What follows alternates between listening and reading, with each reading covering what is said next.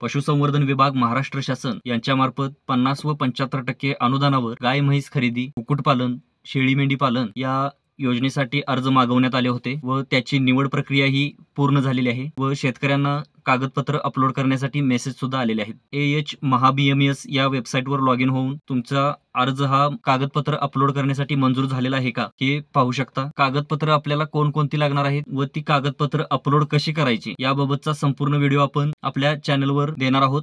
त्यासाठी चॅनलला सबस्क्राईब करा. तर या योजनेसाठी कोणकोणती कागदपत्र लागणार आहेत ते आपण पाहूयात.